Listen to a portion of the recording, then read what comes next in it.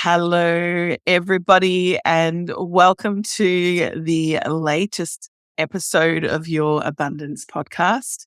I am super duper excited today because I have a beautiful, delightful, and her energy just feels so juicy and warm guest today, Tanya Gonzalez, and I hope I'm saying this right, Ortega, yeah. Yeah, beautiful, beautiful. Tanya is an artist, a visionary, an energy healer. She is a family and systemic constellation facilitator. She is also an educator from way back, and I'm sure that is deep in her heart calling. And she has gloriously said that she would love to be a guest on my podcast today. And I'm super excited to talk all things abundance with her and how she got where she got on her journey with abundance. So welcome, Tanya. Thank you, Erin. Thanks for having me. So excited. I'm so excited. We were just discussing before we came on, Tanya is on the other side of the world. So she's over near Washington in the US, but more closer to Canada, which is exciting.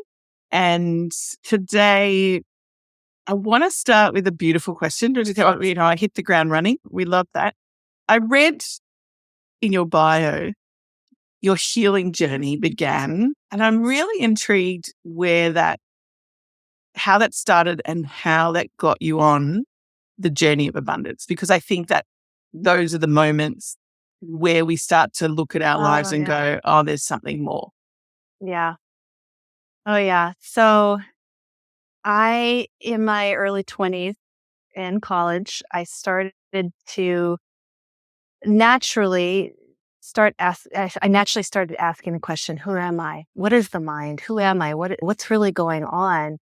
And I just naturally gravitated towards learning about Eastern philosophy, and I read Alan Watts, and I read about all the different religions, and I just started to meditate on my own and had some interesting experiences where it was like, wow, my mind just stopped.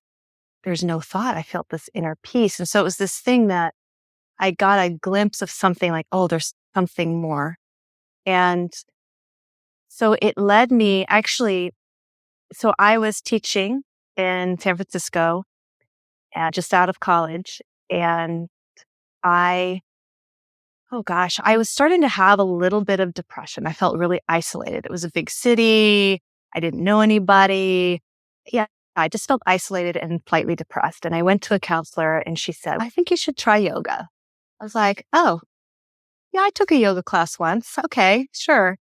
So I found a yoga center near where I live, just in the same neighborhood, and I started taking yoga classes. Now, I was probably one of the most inflexible people you'd ever met. I couldn't even touch my toes, right? And I was like, okay, I'm determined. I'm going to get flexible and all. And so my body actually very quickly began to change. And so then it led me to want to go through their yoga teacher training. It was the Shivananda yoga organization. So I did this teacher training. It was 4 weeks in Belmarin, Canada. And like, holy cow, like something happened there where I had this experience. I was in a meditation and I was doing what they taught me, which is essentially, here's your mantra. And now you just got to go and do the mantra. Sit in meditation, just repeat this mantra. We were doing like 4 hours of yoga a day. We were going to lectures. It was really intense. You had very little downtime, but there was a day where I got to go and sit by myself. And so they had this little geodesic dome-like meditation room, and I'll go in there and there was nobody in there. And I sat down and I'm meditating, closed my eyes. I'm doing my mantra. Now, I had a very strong desire to this concept of enlightenment. I was like, I want that. Yeah. I'll do anything.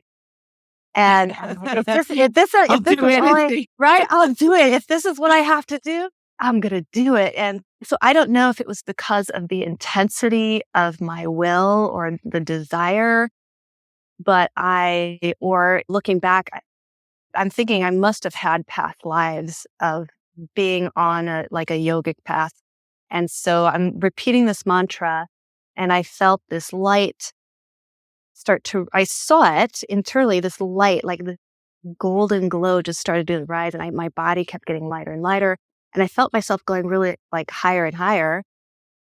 And then there was this huge growl, like a lion's roar, and scared the crap out of me because I was like, what was that? Never in my life had ever heard anything in the meditation or anything like that. So I shut the meditation, I stopped immediately.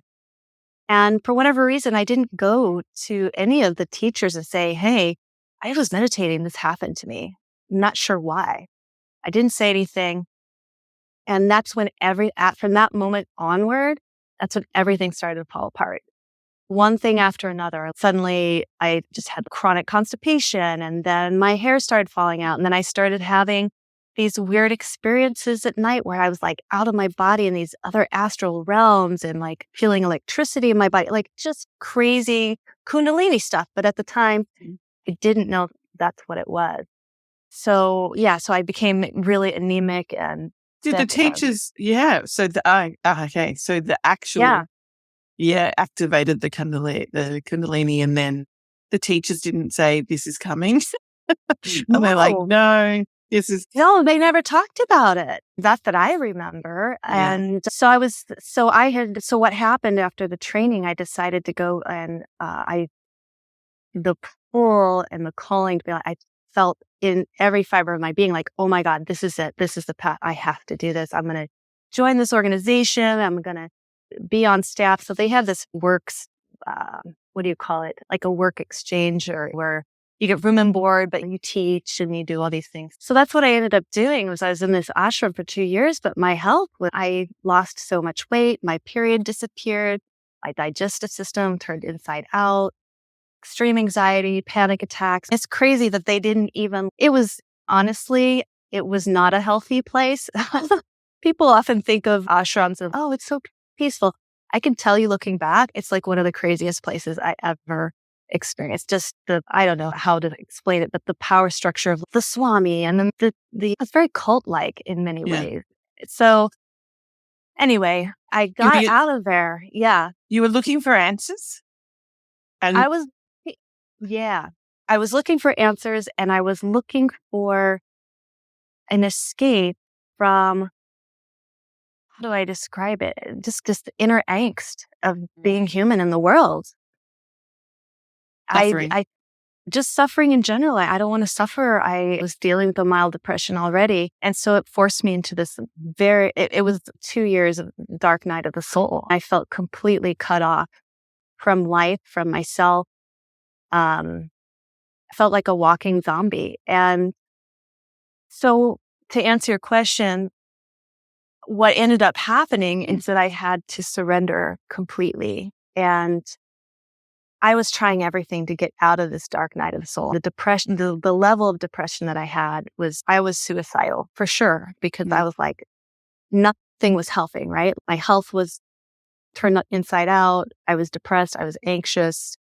I had no access to joy or emotions, really. But I hung in there. And the thing that helped me to just stay on the planet really was after I read St. John of the Cross, his writings of Dark Night of the Soul. And he says, when you're in the dark night of the soul, it is a purification. And ultimately, there's nothing you can do. No amount of prayer or meditation is going to get you out of it. It's pretty much up to God as to when you're done. I read it and I still was trying to do everything. I tried acupuncture. I went to Reiki healer. Do you believe that now? Do you think that it is up to God being what you know now? Well, so this is God, your own higher self. I'll just tell you what happened for me. Yeah. I was trying all these things, and I got to a point where it was just so bad that there was a gentleman who my aunt and uncle introduced me to. He lived in Colorado, and they were traveling. They met him. He was a devotee of Christ, essentially. And they shared my story with him as far as what I was going through. And he said, oh, here, give her this. And it was a sandblasted sign that said love heals. And he had a little newsletter. And I talked to him on the phone, and he gave me some comfort. And part of me felt drawn to go see him. But yet at the same time, I really was at the end of my rope. And I just recall going on a walk near my house. I had booked the ticket to go see this gentleman. And I just made a pact with God. Essentially, I spoke to God. And I said, okay, this is the last person I'm going to seek help from. And if this doesn't work, I'm all yours. If I'm just going to be crazy, homeless on the street, like whatever, I give up. I was like, I'm all yours. I surrender. That's it. And so I went to see this gentleman in Pagosa Springs. And I was not, had no connection to Christ at all. I remember going to church a few times, but none of it ever resonated for me, to the religion part of it. And so I got there, and just things were happening that I couldn't explain. Like there was two gentlemen that showed up, and they were speaking in tongues and praying over me. And I'm like, what is going on? What am I doing? This is crazy. And, but it does feel crazy, right? Oh yeah. You just feel like, I don't know what the hell I'm doing, but this is wild. And But when you're at your last straw. You're at your last straw. And Peter, who I've remained really close friends with over the years, he's in his late 80s now. I'll just never forget, I'm sitting on his couch, and he stares up, he's got this little bathrobe on, and he's standing on the table, and he's got like this sword in his hand. I declare you're Lady Liberty, you're free. Like he's doing like just wild stuff. And I'm like, oh my, I just started laughing. And it was the first time I laughed in 2 years. So I was like, oh my God, this is crazy. So anyway, and so I was there, and I was only there a couple of nights. And I remember I like having this powerful dream. I had the night sweats. My body just was sweating. Mm. And I remember telling Peter, I was like, okay, so all of these things just happened. So what do I do now? Like, what's next? I don't know what's happened. And he's, that's between you and Jesus, he said. And I'm like, okay, sure. Sounds good. And I go home, and that night, I had this powerful dream. I heard this beautiful female voice that said, Tanya, are you okay? And I felt my soul come back to my body. And I remember responding to this voice saying, yeah, I'm okay. I'm a little beat up, but I'm okay. And I woke up the next morning, and all of my depression, all of it was gone completely, like that. I tell you, I was like on antidepressants. I was trying all kinds of things, and it completely disappeared. And suddenly I felt alive again. Now, so what this taught me is I spent my whole life thinking I had to earn love.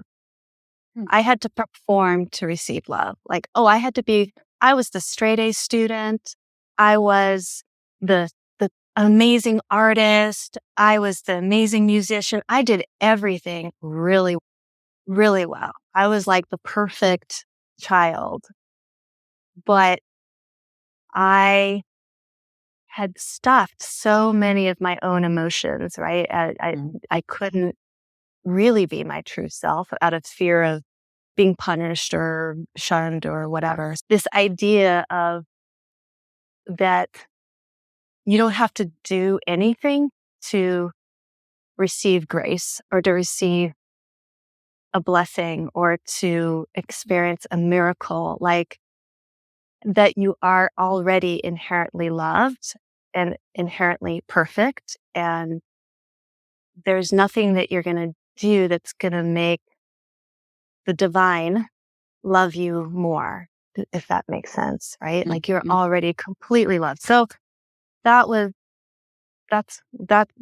a huge lesson, a hard one, but I really got it. How long ago was that? I'm 49 now, and I was 26, I believe.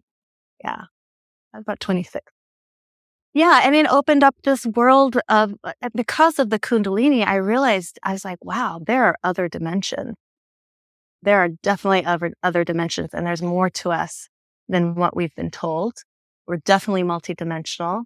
And yeah, just the experience of energy, of learning. And then eventually I learned how to work with energy. The Reiki part actually did help some during the Kundalini stuff that was going on. It definitely helped my energy to smooth out and settle down a little bit. So yeah, so I just ended up really passionate about following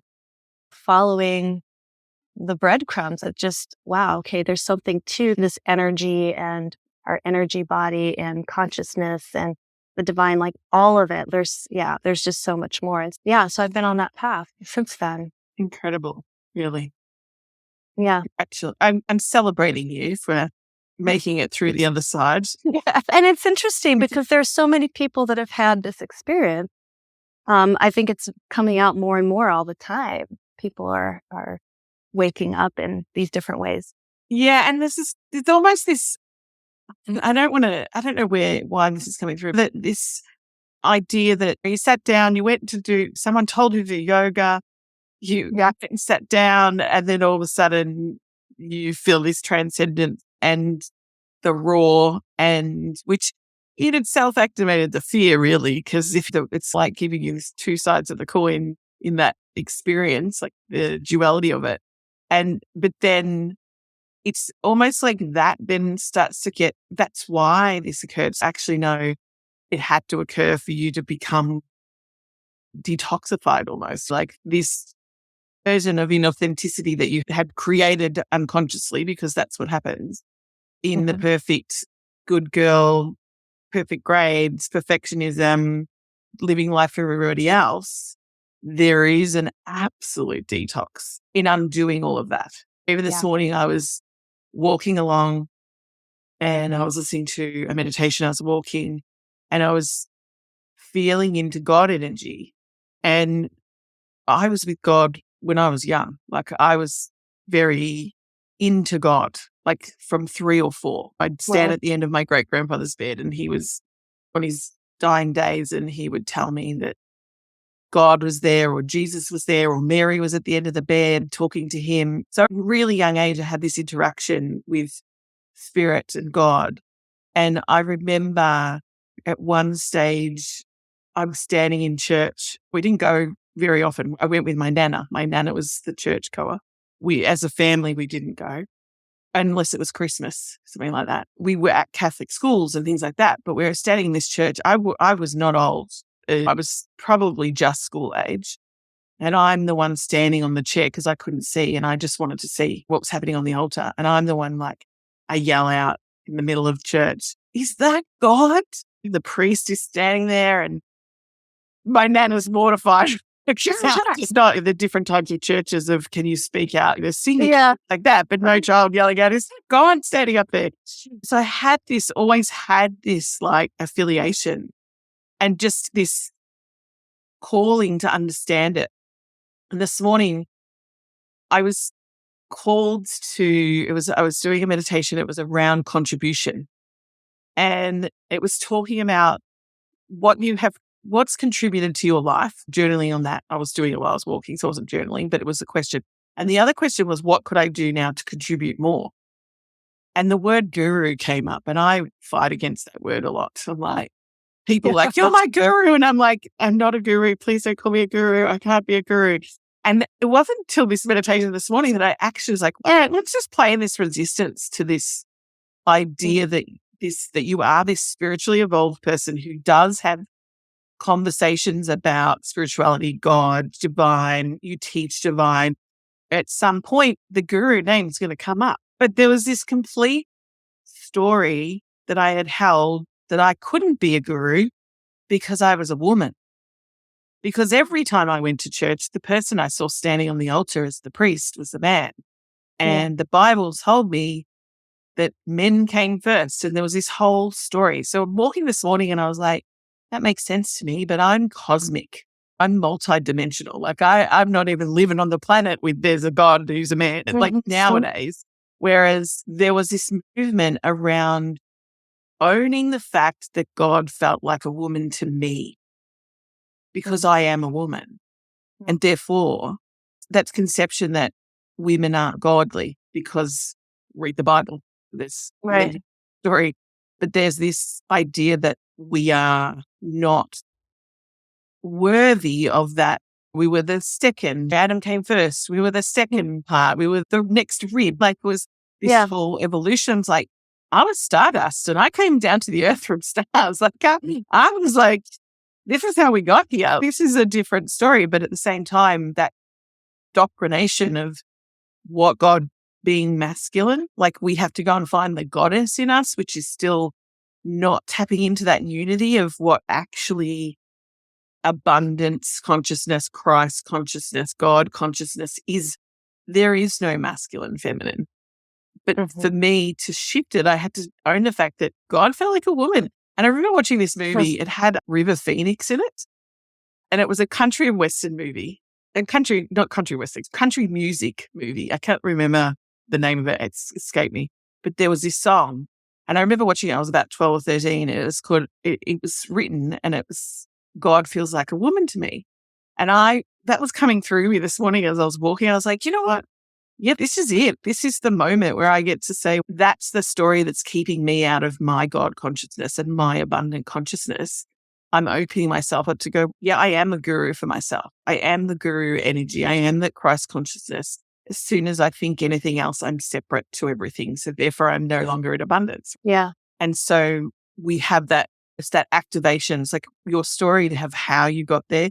And with it, I've had my versions of Dark Night of the Soul as well, but just that energy of understanding why, even things like, why would I be the person to stand up and talk about this? Who am I to be the person to talk about God and consciousness and divinity and those kind of questions because of the perfectionism, the good girl, the things that that world had planned for you. And all of a sudden the universe is no, that's not the plan. No. So far from the plan. No, right? That's the thing, right? If I was so determined, like, no, this is my like, this is it. I'm going to be a monk. I'm going to live in an ashram. I'm going to renounce the world. I'm going to wear the robes. Like I shaved my head, the whole thing. And my soul was like, nope, this is not where you're supposed to be. Yeah. So it's interesting. Yeah. Yeah. Life as a monk is not necessarily for everybody. Yes. You know, I mean, how can you be a monk and live your life? No, it was an escape. I wanted to escape. I didn't want to be in the world. And really, So that's part of, I've seen that happen before with spirituality. There's a level of... it can be seductive. Yeah. Seduction. It's very tricky, you know? The dance with the ego, and which is the point with that was made with the guru. Like, the spiritual greed, right? What? I don't want to be that. This humility that comes into my being anytime anyone puts me on a pedestal, that's the same kind of energy. But then if you really lean in, God, you are all, we are the same unit. We are the unity of I'm literally sitting there and consciousness is just swirling. The universe is multidimensionally swirling around me. Like you're the cosmos. That's the reality of what that actual energy consciousness is. And tapping into that is actually how you then find more parts of that calling and the magnetism and bringing people into your world who are like magnetically attracted to that, so that understanding that's how it works will change the way you live life anyway. At the very smallest. I have to say that just made me think of, what do you think now you're 49, the biggest lesson, that's obviously the journey that got you to go, wow, this is something. But there is a salvation, like you learnt the salvation component. Redemptive. Grace. Redemption. Yeah. And I think we were saying yesterday in the mastermind, forgiveness is, you can't find peace without it. And it's self-forgiveness it's usually not about anyone else in the end. Forgiving yourself. And that's where you find peace. It's the beginning of the journey. So as you move through and you started to experience abundance, because before we jumped on here, we've had a couple of conversations about abundance is usually money and wealth and prosperity. I experience abundance completely, like expansively. It's not the only, it is part of it. There's a part of it in there. But what is your journey in that sense with what abundance actually means to you now? Yeah, what it means to me now is recognizing that life itself is abundant and it flows through you. So it's where when we get stuck in the lack, it's because we think that there's something missing. We think that we're incomplete and that there's something outside of us that we have to get that's going to allow us to feel abundant. And so I think what I've come to learn is just the creative power that we all have to create our reality. And when I look back on my life and I remember I was a single parent, and I remember writing in my journal exactly what I wanted. I was like, I want to raise my child in nature. I want my soul partner, my soulmate to be I think I even was super specific. I was like, someone like my grandfather was a farmer, like very calm, very salt of the earth, like very gentle, very kind and sweet.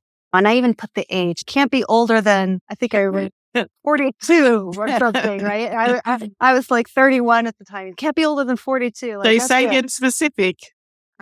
Yeah. And so I wrote all that out, and so I was doing the online dating thing. And so I met my partner that way, and he was a farmer and so I ended up here where he lives. And so I live in this amazing, abundant place of nature. There's rivers and streams and lakes and trees and clean air, and we don't even have stoplights. It's like this small, beautiful community. And my whole life, I've always lived in suburbia in the city and whatever. And so I've been here for 10 years now, which is the longest place I've ever been. And so I rub my eyes and go, wow. And I live on a farm. I'm living on a farm with a bunch of goats. I love it. It's absolutely crazy. Like all the things that just come together, they just show up. And when we let go and realize that you are so loved, like the universe just wants to rush in and support you with whatever you need, it's going to be right there. Like you're always going to be taken care of. And even another story, this is another quick, funny story on abundance. I'm so interesting. We're on this farm and we don't own it. We lease it.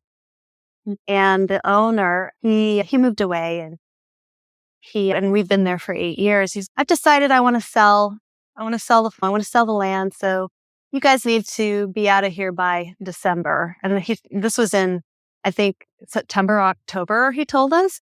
We've got like 200 goats. We've got like all this stuff. I'm like, man, this isn't just moving out of a little rental. And I was like, holy crap. Okay. So I'm like, okay, I don't know. What are we going to do? And finding a place to live. There's a housing crisis everywhere. I feel like everyone I talk to, it's hard to find housing. And so I'm like, maybe we just need to get a trailer. And we have a piece of property that doesn't have a home on it. And so okay, we'll set up a trailer. We'll live in the trailer in the middle of winter in the snow and like all this, like all the things. I was like, this is going to be crazy. And I was literally already started to pack boxes, blah, blah, blah. And the owner says, actually, I realize I don't want to sell. In my heart, I don't want to sell. Like he tells us, I think it was like around Thanksgiving, around in November, like a month before, I'm thinking we're having to get out of here. So I don't want to sell. I actually want you guys to stay. And I want to convert this into a healing center. And I want you to help me run it. And I was like, what just happened? And so I don't know. It's just wild. So when you're open, like when you're really open to really letting go and trusting, amazing things happen. That's what I've come to learn. And I'm not a master at it. I'll be honest. I still struggle with oh crap, what am I going to do next? Or how's this going to come together or all the things. But is a process. I don't think it's an ending. yeah, it's like you're just constantly, you just keep fine tuning. You just keep remembering, okay, I'm going to use my tools. I can work with my mindset and just lean into faith. Yeah. And it's that dance between fate and destiny, and the idea that at any given moment, the ego it doesn't go anywhere. Yes, we have those moments of silence, and all of a sudden, and sometimes they're sparse and sometimes they're all the time. You're walking through. I remember we have a beautiful botanical gardens, and I was walking through, and right at this moment, I was listening to something and I had this epiphany, and then the leaves just magically fell at exactly the right moment, and exactly those things are the moments.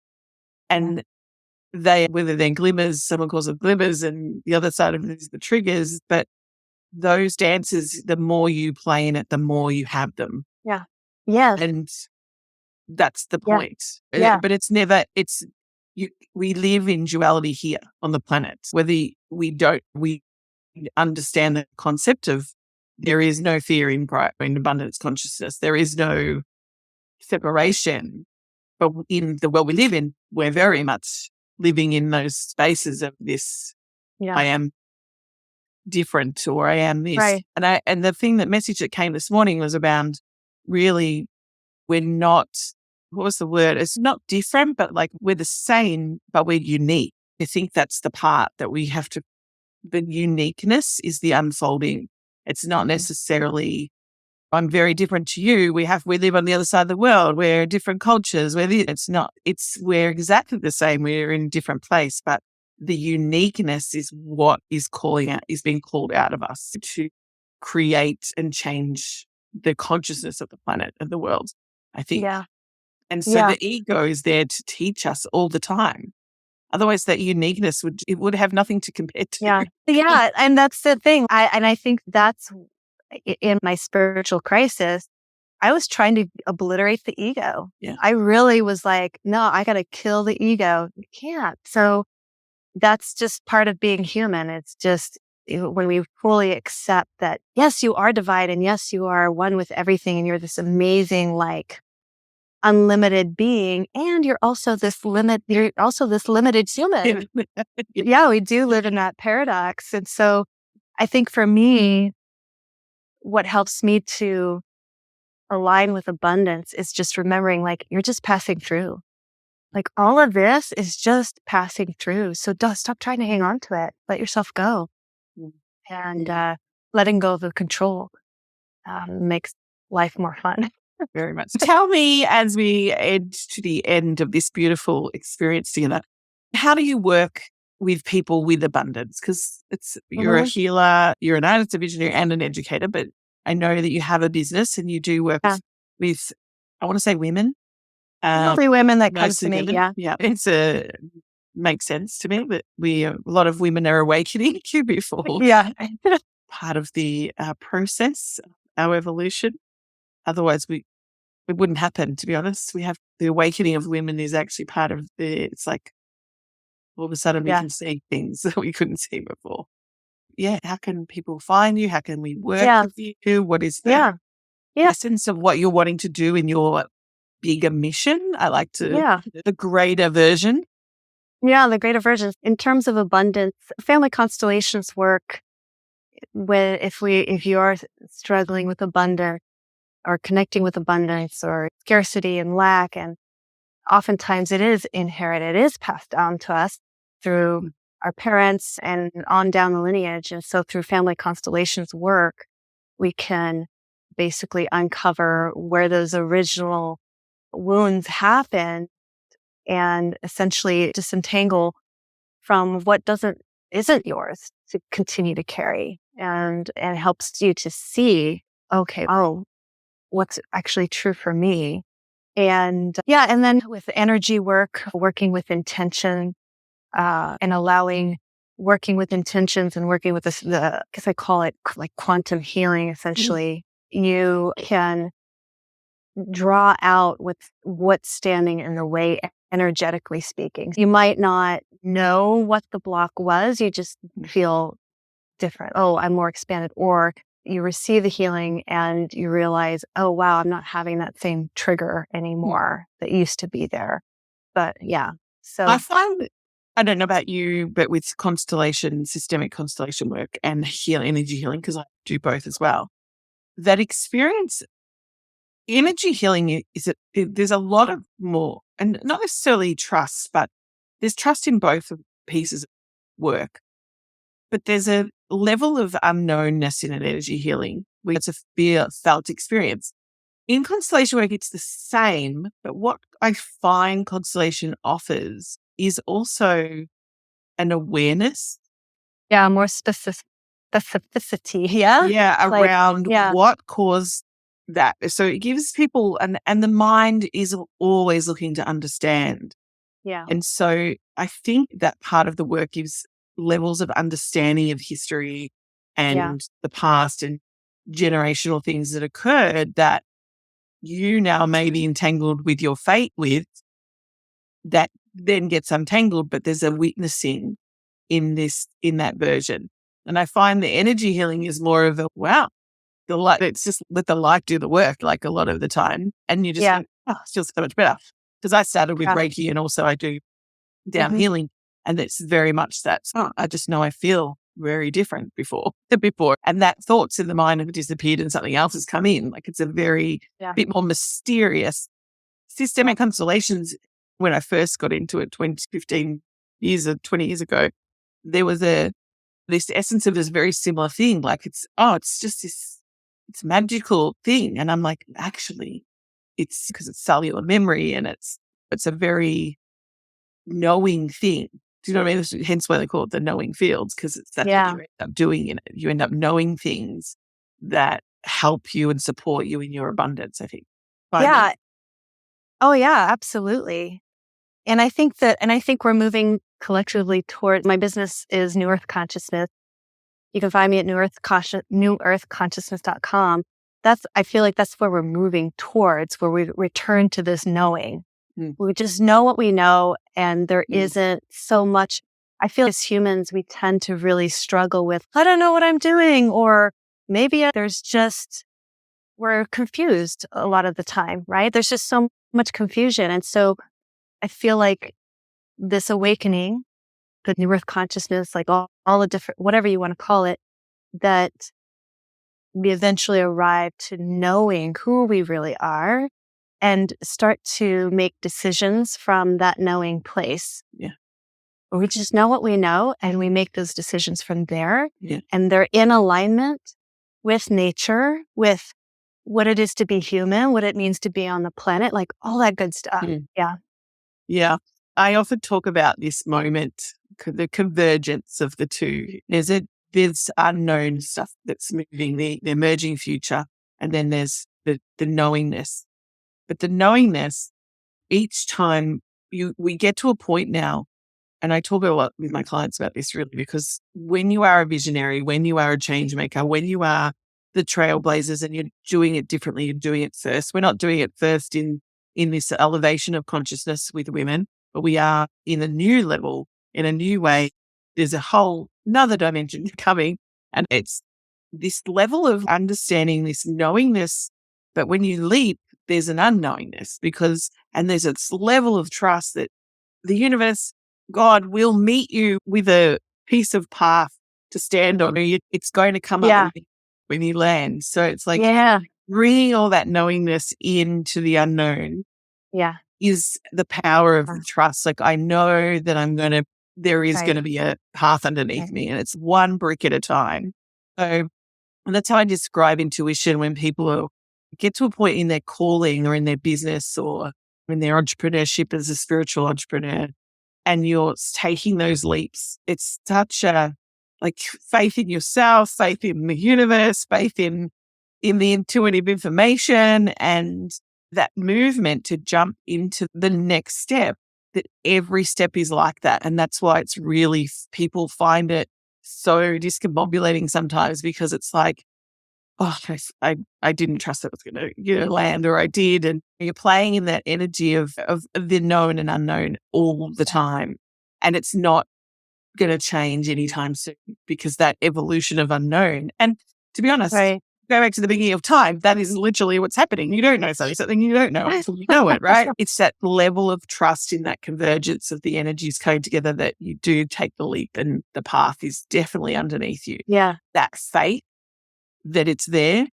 And then there's this level of hope as well, bringing the two together. The faith and the hope. I think it's so good. So good. Yeah. And girl, you've got it going on. Yeah, for sure. I love it. I just, like, the universe moves, God moves through me all day. Yeah. Yeah. I feel it. So, yeah. I know. You get to this point, you're like, yeah, and no more words are necessary. Yeah. But I call it, in actual fact, that moment is, I do have a word for it, but it's effable.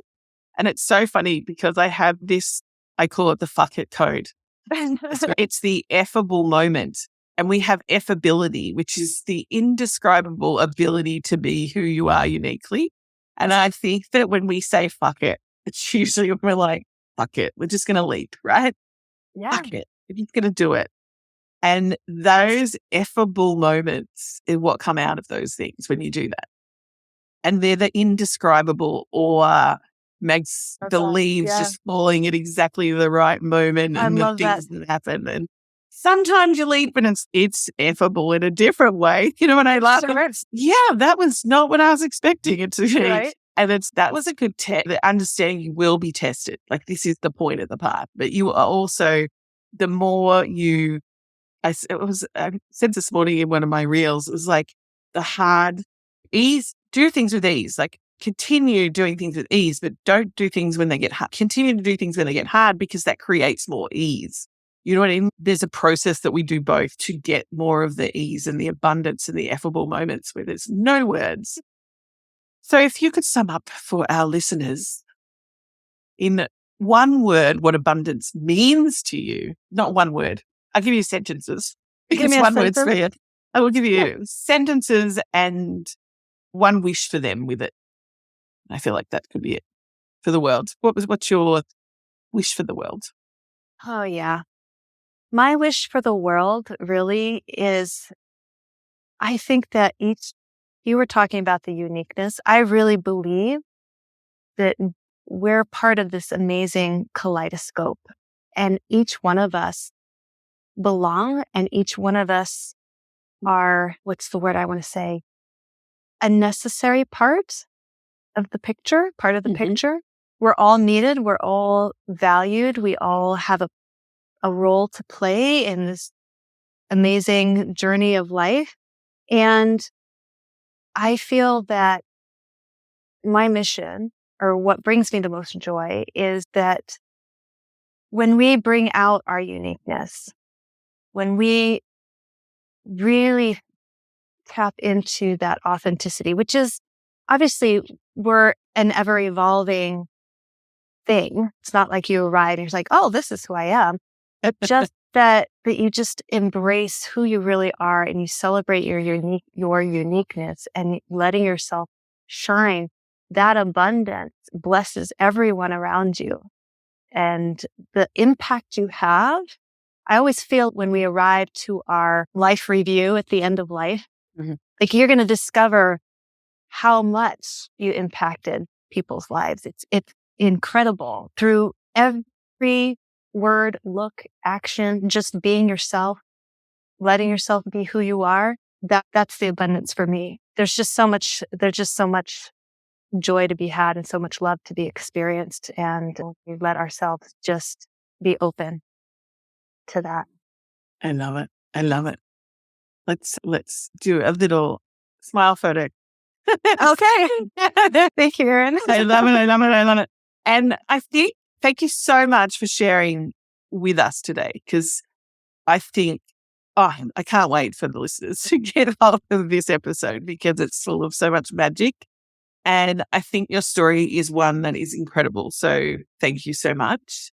And, like, for me, story, it's that uniqueness. It's the part of us that opens up doors for people. It makes us feel we're connected in more different ways, but at the same time, giving other people courage to go down that path, even though it's sometimes it's a difficult one, and Yeah. that you can get out the other side and Yeah. to trust Yep.